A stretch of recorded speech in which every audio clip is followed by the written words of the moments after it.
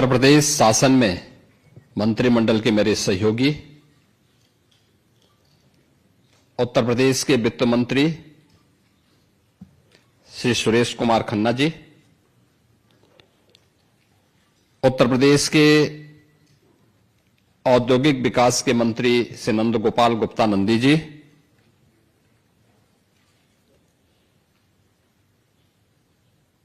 Japan में भारत की राजदूत सुश्री नगमा मलिक जी, चेयरमैन जेट्रो, उत्तर प्रदेश सरकार के एडवाइजर श्री अवनीश कुमार अवस्थी जी, उत्तर प्रदेश के additional chief secretary finance and industry commissioner Shri Deepak Kumar ji, आज के इस कार्यक्रम में उपस्थित जापान के सभी प्रमुख इंडस्ट्री लीडर्स, भारत और जापान के बिजनेस कॉपरेशन को आगे बढ़ाने वाले सभी उपस्थित बंधुगण, मैं सबसे पहले इस पावन धरा को, जो धरा अपने आप को लैंड ऑफ द सनराइज के रूप में विख्यात है, मैं उसको नमन करता हूं और आप सभी का इस कार्यक्रम में उपस्थित होने के लिए हृदय से अभिनंदन करता हूं। भारत और जापान का संबंध, यह संबंध सूर्य की प्रथम किरण से प्रारंभ होकर के और सूर्यवंश की राजधानी उत्तर प्रदेश को एक आत्मीय संवाद के साथ जोड़ती है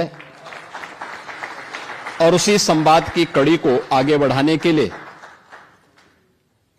भारत के यशस्वी प्रधानमंत्री आदरणीय श्री नरेंद्र मोदी जी के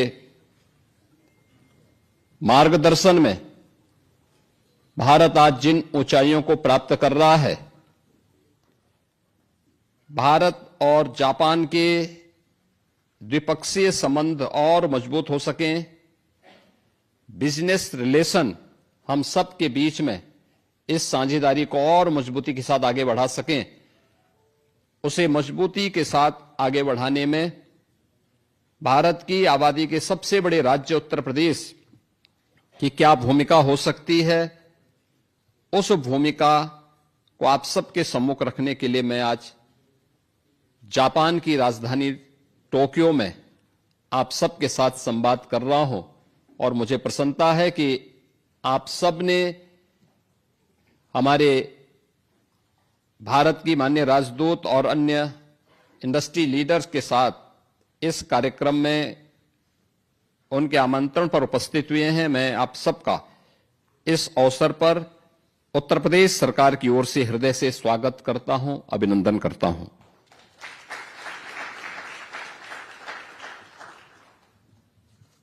मित्रों, आप सब जानते हैं कि उत्तर प्रदेश सूर्यवंश के राजा भगवान श्री राम की पावन जन्मस्थली है और इसी परंपरा को आगे बढ़ाने वाले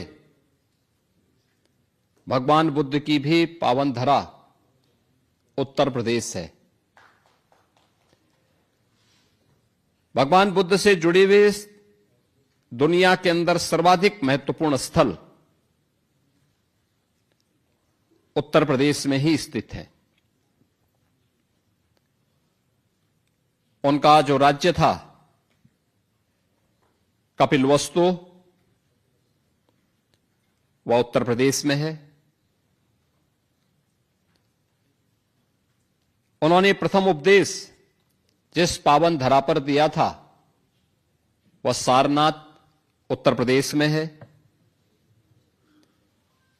महात्मा बुद्ध ने सर्वाधिक चातुर्मास जिस धरती पर व्यतीत किए थे वह श्रावस्ती उत्तर प्रदेश में है।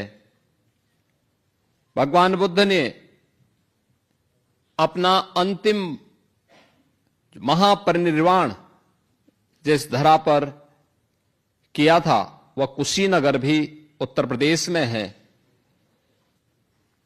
इसके अलावा कौशाम्बी, संकिसा और इस प्रकार के अनेक महत्वपूर्ण स्थल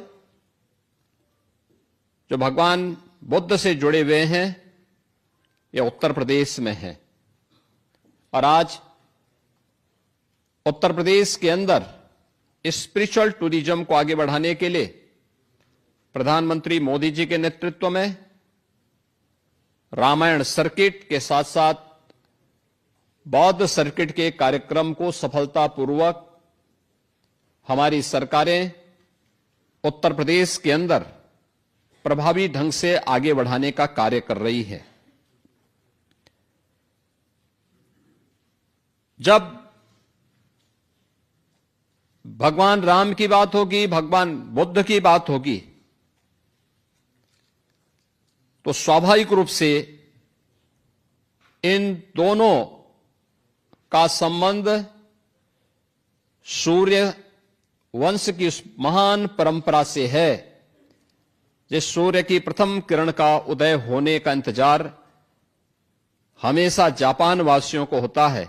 और मैं इस अवसर पर सूर्य वंश से जुड़े हुए इन दोनों महान विभूति की इस पावन धरा की ओर से आप सभी का मैं हृदय से अभिनंदन करता हूं, स्वागत करता हूं।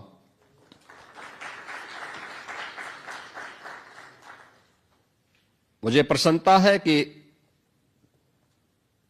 भारत के यशस्वी प्रधानमंत्री श्री नरेंद्र मोदी जी की गत वर्ष की यात्रा के उपरांत भारत और जापान के बीच में अनेक मुद्दों पर एक दूसरे के सहयोग के कार्यक्रम आगे बढ़े हैं। और उत्तर प्रदेश की जब मैं बात करता हूं तो भारत की आबादी का सबसे बड़ा राज्य उत्तर प्रदेश है। भारत की आबादी का 25 करोड़ की आबादी अकेले उत्तर प्रदेश में निवास करती है। जितनी बड़ी आबादी है उतनी ही बड़ी चुनौतियां भी हैं, और जितनी बड़ी चुनौतियां हैं उतनी बड़ी संभावनाएं भी उत्तर प्रदेश के अंदर हम सबको देखने को मिलती है। और उन संभावनाओं को जमीनी धरातल पर उतारने का पिछले 9 वर्ष के अंदर हमें सौभाग्य प्राप्त हुआ है। आज उसका परिणाम हम सबके सामने है। पिछले 9 वर्ष में भारत के अंदर सबसे तेज गति से बढ़ने वाले राज्य के रूप में, आर्थिक रूप से आगे बढ़ने वाले राज्य के रूप में उत्तर प्रदेश ने अपने आप को स्थापित किया है। और 9 वर्ष में उत्तर प्रदेश ने अपनी अर्थव्यवस्था को 3 गुना करने में सफलता प्राप्त की।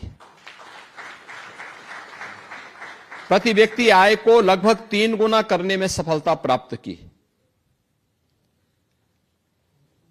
भारत की अर्थव्यवस्था में कभी उत्तर प्रदेश एक बीमारू राज्य माना जाता था। आज उत्तर प्रदेश बीमारू राज्य नहीं, बल्कि भारत की इकोनॉमी का ब्रेक थ्रू बनकर के एक ग्रोथ इंजन के रूप में भारत के विकास में अपना योगदान देने के लिए पूरी मजबूती के साथ खड़ा है। आबादी बड़ी है, लेकिन उत्तर प्रदेश की भूमि उतनी ही उर्वरा भी है। भारत की कुल कृषि योग्य भूमि का केवल 11% उत्तर प्रदेश के पास है, लेकिन भारत के खाद्यान्न उत्पादन का उत्तर प्रदेश 21% उत्पादन अकेले उत्तर प्रदेश करता है। यानी भारत का फूड बास्केट के रूप में उत्तर प्रदेश जाना जाता है। स्वाभाविक रूप से उत्तर प्रदेश के अंदर इस फील्ड में वैल्यू एडिशन की अनंत संभावनाएं हैं। खाद्यान्न के सीड से लेकर के उसे बाजार तक पहुंचाने के लिए, बीज से लेकर बाजार तक की इस प्रक्रिया में जुड़ने, उसके पैकेजिंग के लिए, इन सभी प्रक्रियाओं को आगे बढ़ाने में एक बड़ी भूमिका का निर्वहन कंपनियों के माध्यम से वहां पर किया जा सकता है। फूड प्रोसेसिंग की अनंत संभावनाएं यूपी के अंदर हैं। उन संभावनाओं को, वेयर हाउसिंग एंड लॉजिस्टिक की नई संभावनाओं को भी उत्तर प्रदेश आगे बढ़ाता है। भारत के अंदर सबसे अधिक जल संसाधन वाला राज्य भी उत्तर प्रदेश है। यानी जल संसाधन आज के दिन पे, और मीठा जल, यह जल इतना मीठा है कि उस जल का उपयोग हम न केवल एग्रीकल्चर के लिए बल्कि ग्रीन हाइड्रोजन के निर्माण में भी और अन्य महत्वपूर्ण कार्यक्रमों को आगे बढ़ाने में भी हम उसका उपयोग कर सकते हैं। पंप स्टोरेज की स्कीम को भी आगे बढ़ाने में इन सभी संसाधनों का बेहतर उपयोग हो सकता है। उत्तर प्रदेश की आवश्यकता को ध्यान में रखते हुए हम लोगों ने उत्तर प्रदेश के अंदर ये 25 करोड़ की जो आबादी है, इस 25 करोड़ की आबादी में 56% आबादी ऐसी है जिस आबादी में जो आबादी वर्किंग फोर्स है, यानी युवा है, कार्य करने के लिए किसी भी फील्ड में स्किल मैन पावर की आपूर्ति करने में सदैव आपको उपलब्ध हो सकता है। सस्ता और अच्छा मैन पावर हर एक सेक्टर का उत्तर प्रदेश के अंदर आज के दिन पर उपलब्ध हो सकता है। उत्तर प्रदेश ने इस दिशा में उन सभी आकांक्षाओं की पूर्ति के लिए इंफ्रास्ट्रक्चर पर ध्यान दिया। पिछले 9 वर्ष के अंदर अनेक एक्सप्रेसवे उत्तर प्रदेश के अंदर स्थापित हुई। यह एक्सप्रेसवे जो पहले उत्तर प्रदेश का शेयर जिसमें बहुत कम हुआ करता था, आज भारत की एक्सप्रेसवे की 95% अकेले उत्तर प्रदेश के पास है। भारत का सबसे बड़ा रेल नेटवर्क उत्तर प्रदेश के पास है। भारत के अंदर eastern and western dedicated freight corridor का जंक्शन उत्तर प्रदेश के पास है। एक्सप्रेस हाईवे पर उत्तर प्रदेश सरकार के द्वारा 27 ऐसे इंडस्ट्रियल पार्क डेवलप करने की कार्रवाई प्रारंभ की गई है। और मैं आमंत्रित करूंगा जापान के अपने बिजनेस लीडर्स को कि वे उत्तर प्रदेश में आए, प्राइवेट इंडस्ट्रियल पार्क के कार्यक्रम को आगे बढ़ाने में अपना योगदान दें। और मुझे बताते हुए प्रसन्नता है कि एयर कनेक्टिविटी में जितनी बड़ी सफलता उत्तर प्रदेश ने प्राप्त की है, हमने पिछले 9 वर्ष के अंदर उत्तर प्रदेश के अंदर 16 डोमेस्टिक, 4 इंटरनेशनल एयरपोर्ट संचालित किए हैं। और भारत का सबसे बड़ा international airport, Noida international airport, बहुत शीघ्र संचालित होने वाला है। नोएडा इंटरनेशनल एयरपोर्ट के पास ही हम लोगों ने जापान के निवेशकों के लिए एक जापान इंडस्ट्रियल सिटी के निर्माण की कार्रवाई को भी आगे बढ़ाया है, जिसके लिए 500 एकड़ की भूमि वहां पर आवंटित भी की है। चाहे वह जेवर नोएडा इंटरनेशनल एयरपोर्ट हो या फिर अन्य महत्वपूर्ण एक्सप्रेस हाईवे के पास बनने वाले इंडस्ट्रियल क्लस्टर, इन सब में निवेश की अनंत संभावनाएं हैं। और जापान से जुड़ी हुई तमाम कंपनियों ने उत्तर प्रदेश के अंदर अपना निवेश किया है। जिन्होंने भी उत्तर प्रदेश के अंदर अपना निवेश किया है, उन्हें उत्तर प्रदेश के एक सुरक्षित माहौल में अपना निवेश भी न केवल सुरक्षित महसूस हुआ है, बल्कि उज्जवल भविष्य की एक नई कामना के साथ वे अपने बिजनेस को उत्तर प्रदेश के अंदर बढ़ाने में रुचि लेते हैं और प्रदेश सरकार का एक सकारात्मक योगदान उन्हें उपलब्ध होता है। हमारे पास 34 से अधिक सेक्टोरल पॉलिसीज हैं और इन सेक्टोरल पॉलिसीज के माध्यम से हम उत्तर प्रदेश के अलग अलग सेक्टर में जो निवेश की अनंत संभावनाएं हैं, इन्हें आगे बढ़ाने का काम कर रहे हैं। उत्तर प्रदेश आज के दिन पे भारत के मोबाइल मैन्युफैक्चरिंग का 55% अकेले उत्तर प्रदेश मैन्युफैक्चर कर रहा है। इलेक्ट्रॉनिक कंपोनेंट का 60% मैन्युफैक्चरिंग उत्तर प्रदेश के अंदर होता है। स्वाभाविक रूप से इसके लिए लॉजिस्टिक एंड वेयर हाउसिंग की आवश्यकता है। इसके लिए भी हमारी डेडिकेटेड पॉलिसी उत्तर प्रदेश के अंदर वर्तमान में कार्य कर रही है। उत्तर प्रदेश के अंदर डाटा सेंटर क्लस्टर के निर्माण की कार्रवाई, कई प्रस्ताव हमारे पास डाटा सेंटर स्थापित करने के प्राप्त हुए हैं। सेमीकंडक्टर के क्षेत्र में आपने देखा होगा, अभी कुछ दिन पूर्व भारत के आदरणीय प्रधानमंत्री श्री नरेंद्र मोदी जी के द्वारा उत्तर प्रदेश में नोएडा इंटरनेशनल एयरपोर्ट के पास ही एक सेमीकंडक्टर यूनिट की आधारशिला रखी गई है।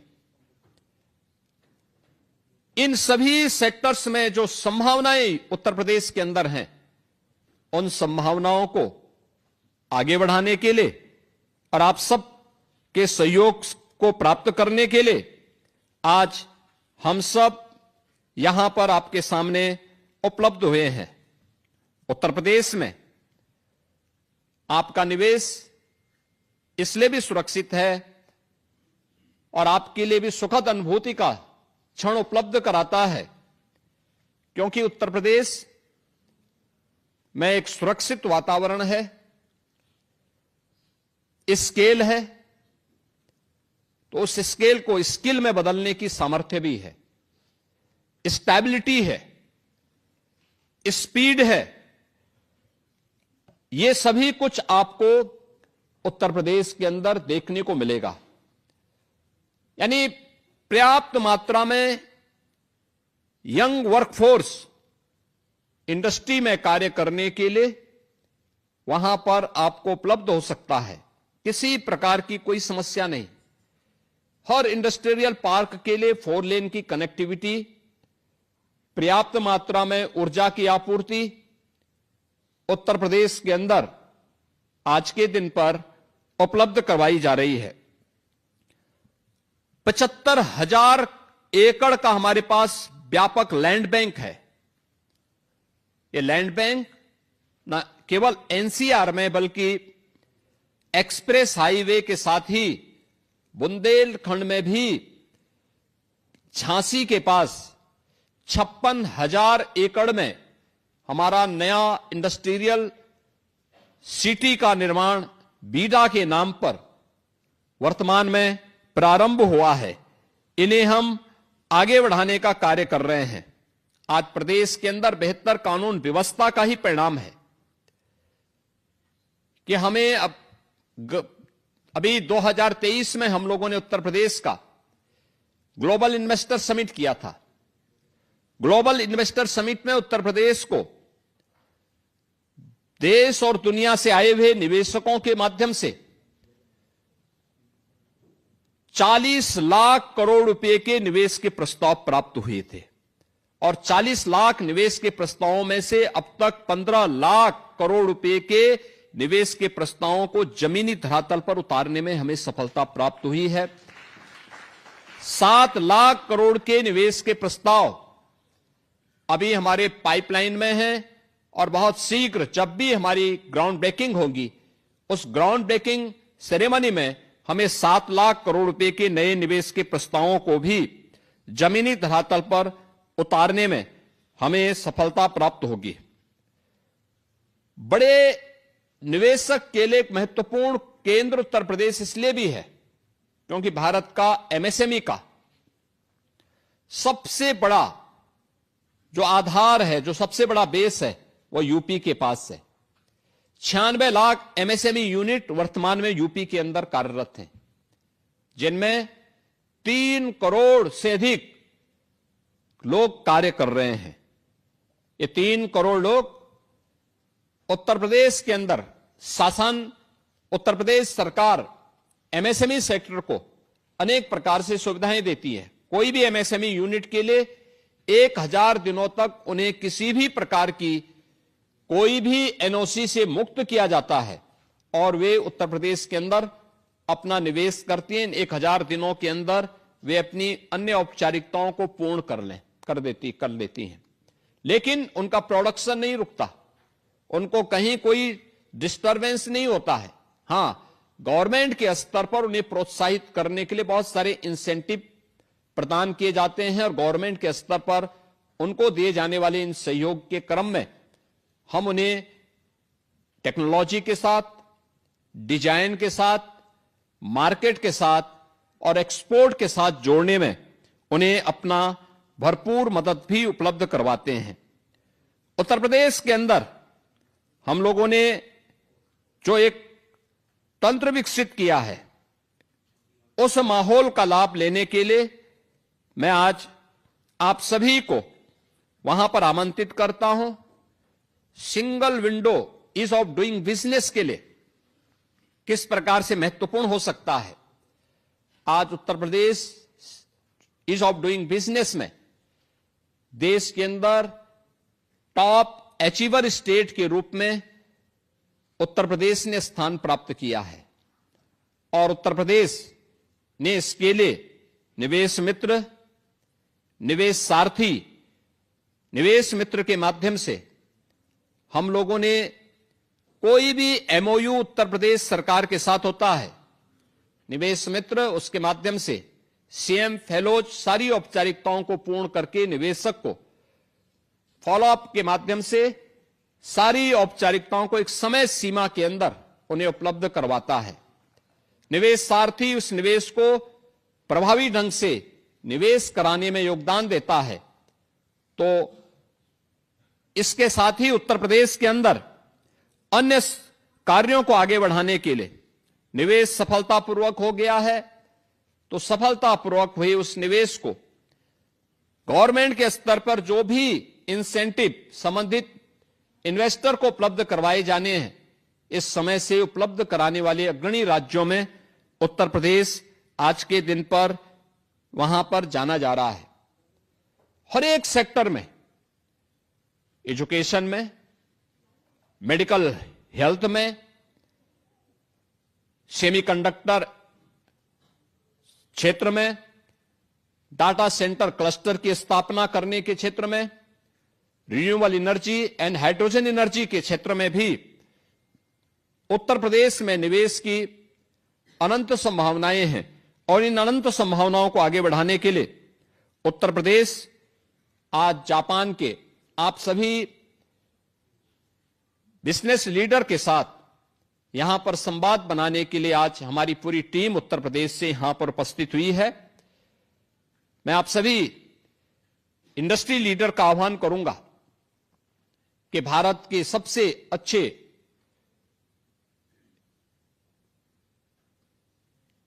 इन्वेस्टमेंट के ड्रीम डेस्टिनेशन के रूप में आज जाने जाने वाले उत्तर प्रदेश के अंदर आप लोग अपना निवेश करें। ये निवेश डीप टेक में हो सकता है, फिनटेक में हो सकता है, मेडटेक में हो सकता है, या फिर यह निवेश सर्विस सेक्टर में भी आप अनुमान कर सकते हैं। स्पिरिचुअल टूरिज्म में, eco tourism and heritage tourism के लिए गत वर्ष उत्तर प्रदेश के अंदर 156 करोड़ टूरिस्ट उत्तर प्रदेश के अंदर की यात्रा किया है। उसके स्केल को देखिए, होटल्स की चेन बन सकती है, अच्छे रेस्टोरेंट बन सकते हैं, इलेक्ट्रिक व्हीकल मोबिलिटी में हम वहां पर निवेश करके इसके माध्यम से निवेश को आगे बढ़ा सकते हैं।